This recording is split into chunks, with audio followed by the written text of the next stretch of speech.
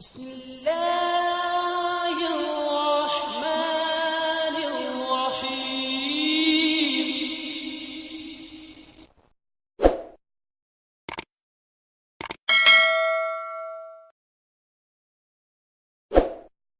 بات کر لیں انہی ایام میں حضرت اقدس مسیح موعود علیہ السلام نے پیغام صلح بھی تحریر فرمائی تھی، اس کی کچھ تفصیل ہمیں بتا دیں۔ دیکھیں، بات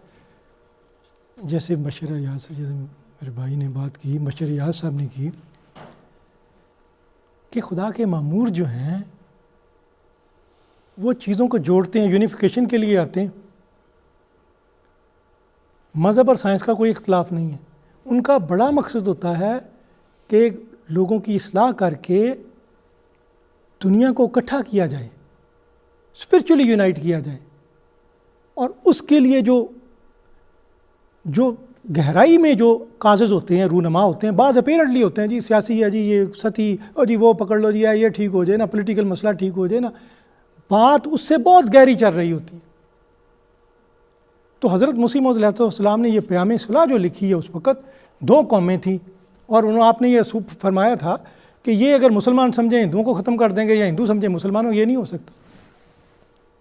اور اتنی بڑی انسانیت کی خدمت ہے حضرت مسیح موعود علیہ السلام کی، اور 1908 میں جب یہ کوئی بندہ تصور نہیں کر سکتا تھا کہ جو سب یہ سمجھ رہے تھے ہندو مسلم کا اختلاف جو ہے وہ معاشی ہے، وہ پولیٹیکل ہے، لیکن اب جا کے کہیں جب وہ بخار اترا پولیٹکس کا بھی اور معاشیات کا بھی، اب پتہ چلا یہ تو کلچر کا جو اختلاف ہوتا ہے، ایک سویلائزیشن کا جو اختلاف ہوتا ہے، وہ اس سے بہت گہرا ہوتا ہے۔ وہ جیسے کہتے ہیں نا، کوئی کیا بھلا مجھ کو پرکھنے کا نتیجہ نکلا، زخم دل آپ کی نظروں سے بھی گہرا نکلا۔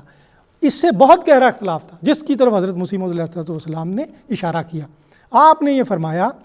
دیکھیں ہم جنگل کے جو بھیڑیے ہیں ان کے ساتھ ہماری صلح ہو سکتی ہے، سانپوں کے ساتھ ہماری صلح ہو سکتی ہے،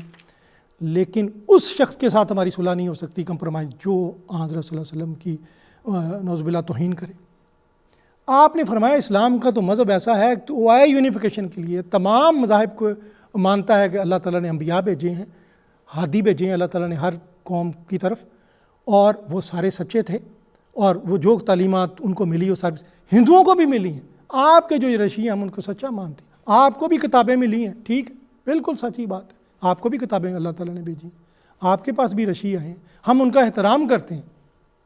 سچا مانتے ہیں انہیں۔ آپ صرف حضرت صلی اللہ علیہ وسلم کو سچا نبی مان لیں اور ان کا احترام کریں، اور باقی یہ بات کہ گائے جو ہے آپ کا کلچر کا ایک حصہ ہے، تو جائز تو ضرور ہے، حلال ہے، ضروری نہیں، لیکن جائز جو ہے وہ ضروری استعمال بھی کی جائے تو ہم اس پہ بھی کرنے کے اسے کر چھوڑ دیں گے اس کا کھانا پینا، لیکن اس بنیادی بات پہ آ جاؤ۔ یہ اتنی بڑی ان کی آفر تھی۔ دیکھیں، جب کسی کلچر جب اسپیس شٹل زمین میں داخل ہوتی ہے، زمین کے مدار میں، وہ ایک خاص اینگل میں داخل ہوتی ہے، اگر اس اینگل میں نہ ہو تو باہر نکل جائے۔ اسی طرح اگر آپ نے کسی کلچر کے اندر جانا ہے، صلح کرنی، تو کسی اینگل کے ساتھ جانا ہے، اور وہ سب سے بڑے ہمارا حوالہ حضرت صلی اللہ علیہ وسلم ہے۔ اس حوالے سے اگر آپ ہم سے صلح کریں گے تو صلح ہو جائے گی۔ اور یہ اتنا بڑی خدمت تھی ان کی ہندوستان کے اور پاکستان کے مسلمانوں کے لیے۔ آپ دیکھیں، میں نے برنیئر کا کتاب پڑھی ہے، شاہ جہان کے ایام اسیری، اس میں وہ لکھتا ہے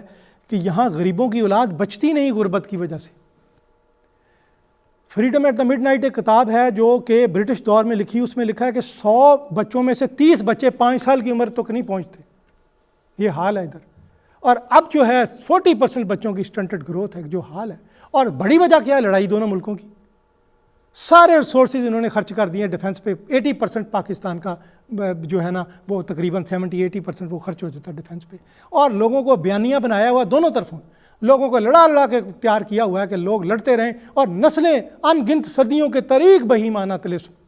یہ اس پہ تاریخ۔ یہ حضرت مسیح موعود نے